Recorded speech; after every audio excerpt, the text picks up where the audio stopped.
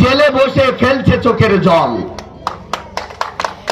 বসিরহাটের মাঝে আইএসএফ এর মিটিংয়ে নামছে খেটে খাওয়া শ্রমজীবী মানুষের ঢল, আর জেলে বসে টিএমসির নেতারা ফেলছে চোখের জল। অতএব আপনার জল, চোখের জল যারা বার করেছিল মেরে ধুমকি দিয়ে, তারা এখন জেলের মধ্যে ভাত খাচ্ছে। আর এটাও মনে রাখবেন, যারা মনে করছেন আইএসএফ এর কণ্ঠকে রুদ্ধ করে দেবে, আমাদের নওশাদ সিদ্দিকীকে বাধা প্রদান করা হয়েছিল। বিরাট বড় একটা গুন্ডা, নাম শুনবেন? নাম তো এমনি জানেন আপনারা, আরাবুলের নাম শুনেছেন তো? আগের বছরে অর্থাৎ 2024-এ 21শে জানুয়ারিতে, 2023-এ 21শে জানুয়ারিতে কলকাতায় যেতে বাধা দিয়েছিল, তার নাম, সেই বড় গুন্ডার নাম হলো আরাবুল। আমাদের নওশাদ সিদ্দিকী, তিনি সংবিধান পড়ে রাজনীতিতে এসছেন তো, তিনি আমাদেরকে সান্ত্বনা দিয়েছিল এবং আইএসএফ এর ভক্ত অনুরক্ত সাপোর্টার তাদেরকে বলেছিল একটু ধৈর্য ধরো, আমরা লাঠি নিয়ে ময়দানে নামবো না, তবে আমাদের কাছে 5 টাকার কলম আছে। তা 5 টাকার কলমের এমন খোঁচা দিয়েছে, সে আরাবুলকে টিএমসি দল থেকে বহিষ্কার করে দিয়েছে। তাই টিএমসি নেতাদেরকে বলছি, যদি মনে করেন সুখের ভাত আমাদের সহ্য হচ্ছে না, যদি দল থেকে বহিষ্কার হতে ইচ্ছা হয়, তাহলে আইএসএফ এর ছেলেদের পিছনে তোমরা লেগো। আর যদি মনে করো না, তাহলে চুপচাপ থেকো। অবশ্যই তুমি যদি দুর্নীতি করো, তুমি যদি 21শে জানুয়ারি মানুষ কলকাতার ময়দানে যাবে, তাই যদি তুমি বলে থাকো যে তোমার আবাস যোজনার ঘর আসবে না, এমন যদি হুমকি ধমকি দিয়ে থাকো, তিনি ব্রিটিশদেরকে বিতাড়িত করার তার অনেক অবদান আছে। সেই ঘরের সন্তান, অর্থাৎ স্বাধীনতা সংগ্রামী ঘরে তাদের রক্ত তার গায়ে বইছে। নওশাদ সিদ্দিকী এই অকাপ সম্পত্তি বিজেপি এবং বিজেপির বিটিএম টিএমসি যেন আমাদের কাছ থেকে না যেন হস্তক্ষেপ করতে পারে, কেড়ে না নিতে পারে, সেই জন্য তিনি কোর্টে মামলা করেছেন। রাস্তায় নেমে, পথে নেমে, রাজপথে তিনি আন্দোলন সংগঠিত করছেন। তারপরেও যদি আপনারা ভাবেন যে নওশাদ সিদ্দিকী নিজের স্বার্থে দল করতে এসেছে, নওশাদ সিদ্দিকীর জন্য যারা দল করছে তারাও নিজের স্বার্থ চরিতার্থ করার জন্য দল করছে, এটা আপনারা ভুল ভাবছেন। আপনাদের কাছে আমি অনুরোধ করব, নিজের অকাপ সম্পত্তি যদি আমাদেরকে বাঁচাতে হয়, আসুন সকলে একতাবদ্ধভাবে এই বিজেপি এবং টিএমসির এদের বাইনারি পলিটিক্সে আমরা পা না দিয়ে, আসুন আমাদের বীর সন্তান, আমাদের হৃদয়ের স্পন্দন, যে মানুষটাকে টিএমসি সরকার একটাই মাত্র বিধায়ক 42 দিন জেলের মধ্যে রেখে তার কণ্ঠটাকে রুদ্ধ করে দেওয়ার চেষ্টা করেছিল, যে মানুষটাকে 42 দিন জেলের মধ্যে রেখে মন্ত্রিত্বের অফার দেওয়া হয়েছিল, এমপি এমএলএ অফার দেওয়া হয়েছিল, বিশ্বাস করুন আপনারা জানবেন এবং ইতিহাসের পাতায় এটা স্বর্ণাক্ষরে লিপিবদ্ধ করা থাকবে। সিদ্দিকুল্লাহ চৌধুরীর মতো নওশাদ সিদ্দিকী নিজের মেরুদণ্ডকে বিক্রি করে দেয়নি। আপনাদের মতো অসহায়, নিপীড়িত, বঞ্চিত হিন্দু মুসলমান জাতি ধর্ম বর্ণ নির্বিশেষে আমাদের মতো আপামর জনগণ, আমরা যারা নওশাদ সিদ্দিকীকে বিশ্বাস করে তার পিছনে সঙ্গ দিয়েছিলাম, আমাদের কথা ভেবে নওশাদ সিদ্দিকী মন্ত্রিত্বের অফার ফিরিয়ে দিয়েছে, এমএলএ এমপির অফার ফিরিয়ে দিয়েছে। বিশ্বাস করুন, তিনি যদি সিদ্দিকুল্লাহ চৌধুরীর মতো মাথাটা বিক্রি করে দিত, তিনি অনেক বড় পদে থাকতে পারতেন। কিন্তু তারপরেও ওই সিপসিপে ছেলেটা, 28 বছরের যুবকটা, রাত দিন একতার করে দিয়ে না খেয়ে দিয়ে এই সমাজের যাতে উন্নতি হয়, আপনার যে এই শাসক দল আপনার আমার ভিটে মাটিকে চাটি করে দিয়েছে, তারা শাসনের নামে শোষণ চালাচ্ছে। ভাবুন তো আমার আপনার কতটা অধিকার ছিল। এরা দিনের পরে দিন 1000 লক্ষের ভান্ডার দিয়ে আমাদের শিক্ষা থেকে দূরে সরাতে চাচ্ছে, কারণ জানে আমার আপনার সন্তানেরা যদি সুশিক্ষায় শিক্ষিত হয়, তাহলে এরা নওশাদ সিদ্দিকীর মতো নিজের অধিকারটা চাবে, আর তখন এরা ওই আপনার আমার অধিকারের টাকাটা ভক্ষণ করে এসি বাড়ি আর এসি গাড়ি চড়তে পারবে না। এরা আমার আপনার থেকে ভালো করে জানে। তা আপনাদেরকে বলবো, আপনারা জানেন আর্জি করে কি নৃশংস ঘটনা ঘটেছে। আর্জি করে আমার বোন তিলোত্তমা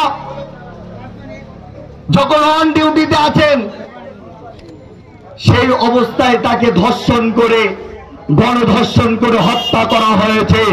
আপনারা একটাবার বুকে হাত দিয়ে ভেবেছেন, নিজের কাছে প্রশ্ন করেছেন, তিলোত্তম তো আমার দেশের নাগরিক, আমার পশ্চিমবঙ্গের নাগরিক, তার বিচারটা কেন এখনো পর্যন্ত হলো না? এই বিচার চালার জন্যই তো নওশাদ সিদ্দিকীকে সরকার বিভিন্ন রকম ভাবে তাকে রুখে দেওয়ার, থামিয়ে দেওয়ার অপপ্রয়াস চালাচ্ছে। এই তিলোত্তমা ঘটনা যেন আগামী দিন না ঘটে, তার লড়াই ইন্ডিয়ান সেকুলার ফ্রন্ট অর্থাৎ আইএসএফ করছে। কারণ আপনারা জানেন, একটা খেটে খাওয়া মানুষের স্বপ্ন থাকে নিজের সন্তানকে লক্ষ লক্ষ টাকা খরচা করে উচ্চ শিক্ষিত বানিয়ে, হায়ার এডুকেটেড বানিয়ে একটা মাস্টার ডাক্তার করার স্বপ্ন থাকে। তিলোত্তমা বোনের আব্বা মায়েরও তেমনই স্বপ্ন ছিল এবং সেই স্বপ্ন দিনের পর দিন বাস্তবায়ন হচ্ছিল। কিন্তু কিছু মানুষরূপী পশু, হয়তো আমরা এটা আশঙ্কিত বা আশঙ্কা প্রকাশ করছি, হয়তো তাদের মাথায় শাসক দলের হাত আছে বলে এখনো পর্যন্ত তাদের পুলিশ ধরতে পারল না। আর বিজেপি সরকার, ইডি তো কেন্দ্রীয় সংস্থা, বিজেপি সরকার তিলোত্তমা খুনিদেরকে, আসামিদেরকে গ্রেফতার করতে পারছে না। বিজেপি সরকার শুধু মসজিদের তলায় শিবলিঙ্গ পাচ্ছে। আপনারা শুনলে অবাক হবেন। আমি এখানে গাল গল্প দিচ্ছি না, এখানে ভুল বকছি না, তথ্য নিয়ে কথা বলছি।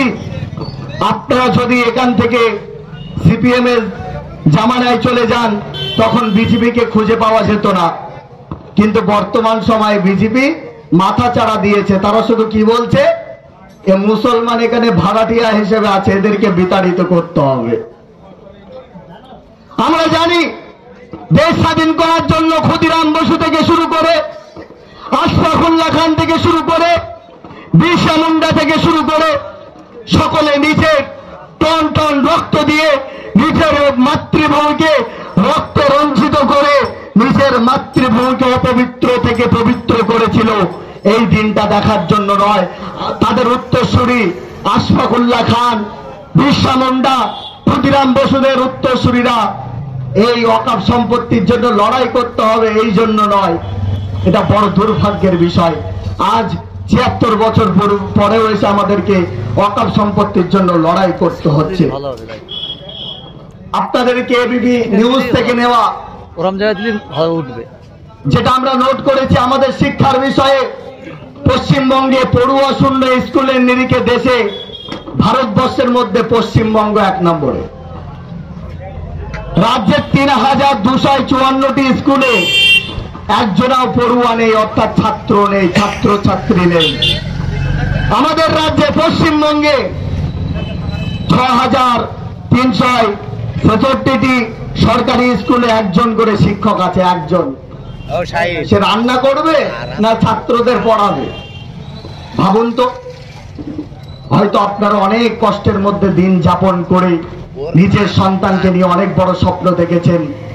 একটা ভ্যান চালক, একটা টোটো চালক, তিনি দেখেছে আমাদের জীবনটা তো অনেক কঠিন গিয়েছে, আমাদের সন্তানদের জীবনটা যেন ভালোভাবে যায়। সেই জন্য আপনি ভাবছেন ছেলেটাকে প্রাইমারি স্কুলে দেবো, হাই স্কুলে, কলেজে পাঠাবো, কিন্তু সেখানে তো শিক্ষার মেরুদণ্ডটা ভেঙে দেওয়া হয়েছে। সেই জন্য আপনাদেরকে আমি অনুরোধ করছি, আপনারা আসুন, সকলে ঐক্যবদ্ধভাবে আমরা লড়াই করি। কারণ আমরা যদি জাতপাতের ভেদাভেদ করি, তাহলে আমরা এই স্বৈরাচারী সরকারের হাত থেকে মুক্তি পাবো না। কারণ ব্রিটিশকে বিতাড়িত করতে গিয়ে কেউ কোনো জাতপাতের ভেদাভেদ করেনি, কেউ রক্তের ভেদাভেদ করেনি, কেউ দেখেনি এটা হিন্দু, কেউ দেখেনি এটা মুসলিম। তারা সংঘবদ্ধভাবে, একতাবদ্ধভাবে রক্ত দিয়েছিল, সেই জন্য দেশ স্বাধীন হয়েছিল। এখন যদি হিন্দু ভাইরা ভাবে ওয়াকফ সম্পত্তি তো ওটা মুসলমানদের ব্যাপার, ওটা ওরা দেখে রে, তাহলে আমরা আশঙ্কা বোধ করছি যে আপনাদের যে দেবত্ব সম্পত্তি, দেব দেবীরা আপনাদের নামে যে উৎসর্গ করে দিয়েছে, সেটাও হয়তো দিল্লির কালো থাবা পড়তে পারে। অস্বৈরাচারীদের কালো হাত পড়তে পারে। সেই জন্য বলবো, আসুন কোন জাতপাতের ভেদাভেদ না করে আমরা সকলে একতাবদ্ধভাবে কাঁধে কাঁধ মিলিয়ে লড়াই করি। এবং আমার মুসলিম জাতির ভাইরা, আমার মুসলিম কমিউনিটির ভাইরা যারা শুনছেন, তাদের কাছে আমি আহ্বান করছি, ধর্ম জায়গায় রেখে সকলে একতাবদ্ধভাবে বর্তমান যে সময়, যে সিচুয়েশন, যে প্রেক্ষাপটে আমরা দাঁড়িয়ে আছি, আমাদের একতা না হলে এই সরকার আমাদের দিনের পর দিন শেষ করে দিতে চাচ্ছে। আমাদের পায়ের তলায় মাটি আমরা খুঁজে পাবো না। আমাদের পিঠটা যখন ডালে ঠেকে যাবে, বিশ্বাস করুন, তখন হাতড়ায় মাটি পাওয়া যাবে না। সেই জন্য আপনাদের কাছে অনুরোধ করব, আগামী দিন যদি তিলোত্তমা ঘটনা না ঘটাতে চান, আসুন সকলে একতাবদ্ধ হই। সেই জন্যই তো আমি শিক্ষিত, উচ্চ শিক্ষিত, ডাক্তার, মাস্টার, খেটে খাওয়া শ্রমজীবী মানুষ সকলকে আহ্বান করছি, হায়রে মানবতা প্রেমী মানুষ যারা কিনা বলেন আমরা মানুষের পাশে থাকতে চাই, আমরা অসহায় মানুষের পাশে থাকতে চাই, নিপীড়িত, বঞ্চিত, শোষিত, অবহেলিত মানুষের পাশে থাকতে চাই, তাদেরকে বলছি, হায়রে মানবতা প্রেমী মানুষ কোন সাগরের গভীর তলে ঘুমিয়ে আছেন? তিলোত্তমা মায়ের চিৎকার, তার আত্মনাদ, পশ্চিমবঙ্গবাসীদের চিৎকার, আত্মকোলাহলে পশ্চিমবঙ্গ কেঁপে উঠছে। তারপরেও কি আপনার ঘুম ভাঙছে না?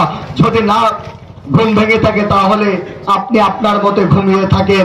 আর যদি মনে করেন না, এ পশ্চিমবঙ্গের মানচিত্র এবং পশ্চিমবঙ্গের যে ঐতিহ্য, পশ্চিমবঙ্গের যে সম্মান এবং পশ্চিমবঙ্গের যে ভ্রাতৃত্ব, সেটা, সেই বন্ধনকে আপনারা যদি অটুট রাখতে চান, তাহলে আসুন আমরা সকলে স্মরণ করি কাজী নজরুল ইসলামের কবিতা, দুর্গম গিরিকান থার মোর দুস্তর পারাপার, লঙ্ঘিত হবে রাত্রি নিশীতে যাত্রীরা হুঁশিয়ার, দুলিতেছে তরি, ফুলিতেছে জল, ভুলিতেছে মাঝি পথ, ছিড়িয়াছে পাল, কে ধরিবে হাল, আছে কারে হিম্মত, কে আছো জোয়ান, হও আগুয়ান, হাঁকিছে ভবিষ্যৎ, এ তুফান ভারী, দিতে হবে পারে, নিতে হবে তরি পার। তা আমি সমস্ত সম্প্রদায়ের, সমস্ত স্তরের মানুষদেরকে আহ্বান করছি, আপনারা সকলে আসুন, আমরা কাঁধে কাঁধ মিলিয়ে সকলে সংগ্রাম করে, লড়াই করে নিজের হক অধিকারটা বুঝে নেব। কারণ ডক্টর বি.আর. আম্বেদকর বলেছেন, নিজের অধিকার নিজেকে ছিনিয়ে নিতে হবে, তোমার অধিকার তোমাকে কেউ বুঝে দেবে না। অতএব নিজের অধিকার ছিনিয়ে নিতে গেলে ঘরে বসে থাকলে হবে না, চায়ের দোকানে বসে গল্প করলে চলবে না, চায়ের দোকানে বসে সমালোচনা করলে চলবে না। এই শাসক দল, এই মানবরূপী পশুদের বিরুদ্ধে যদি আমাদের লড়াই করতে হয়, তাহলে সংবিধানকে সামনে রেখে লাঠি বন্দুকের মতো টিএমসির নেতা, ক্যাডার, গুন্ডা বাহিনী, শওকত আরামন্দের মতো নয়, আমাদের সংবিধানকে নিয়ে আমাদের ছোট ভাইজান নওশাদ সিদ্দিকী বলেছে 5 টাকা কলমের লড়াই হবে, অর্থাৎ সংবিধানকে সামনে নিয়ে আমাদের লড়াই করতে হবে যদি নিজের হক অধিকার বুঝে নিতে হয়। সেই জন্য আপনাদেরকে বলবো, ইন্ডিয়ান সেকুলার ফ্রন্ট যে কথাটা ভাবে, বিশ্বাস করুন, আমরা খুব চিন্তা ভাবনা করে, খুব গবেষণা করে একটা কথা বলি। আমরা ইলেকশন প্রচারের সময় একটা কথা বলেছিলাম, কি জানেন? যে লোকসভার প্রার্থী হাজী নুরুলকে আপনারা ভোট দেন না। কেন বলেছিলাম জানেন? তার কারণ হলো যে টিএমসি জানে যে হাজী নুরুল ব্যতীত অন্য কাউকে আমরা এখানে প্রার্থী করলে হেরে যেতে পারি। তাই হাজী নুরুল একটা অসুস্থ ব্যক্তি, তাকে জোর করে তাকে টিকিট দেওয়া হয়েছে। আমরা আপনাদের কাছে অনুরোধ করেছিলাম, হয়তো সে কথাটা শুনে আপনারা হেসেছিলেন। আমরা তার আরোগ্য কামনা করেছিলাম, তিনি যেন দ্রুত সুস্থতা লাভ করে চলে আসেন, বাড়ি ফিরতে পারেন হসপিটালের বেড থেকে। এ কামনা আমরা সর্বপ্রথম ইন্ডিয়ান সেকুলার ফ্রন্টের ছেলেরা করেছিল। কিন্তু আপনারা হয়তো অনেকে চায়ের দোকানে বসে হাসাহাসি করেছিলেন, কিন্তু দেখতে পাচ্ছেন আজকে কি অবস্থা। কোটি কোটি টাকা খরচা করে আবার এই লোকসভার ইলেকশন করাতে হবে। এ টাকাটা কাদের টাকা? আপনি বাজার করছেন, চাল কিনছেন, তার থেকে ট্যাক্স কাটা হচ্ছে, বাইকে তেল ভরছেন, তার থেকে ট্যাক্স কাটা হচ্ছে, আমার আপনার মতো গরিব মানুষদের টাকা। অতএব ইন্ডিয়ান সেকুলার ফ্রন্টের ছেলেরা চিন্তা ভাবনা করে, গবেষণা করে, পড়াশোনা করে কথা বলে। তাই আপনাদেরকে বলবো যে বসিরহাটের আমরা বিভিন্ন বিস্তীর্ণ এলাকা জুড়ে আমরা প্রোগ্রাম করছি, দেখতে পাচ্ছি।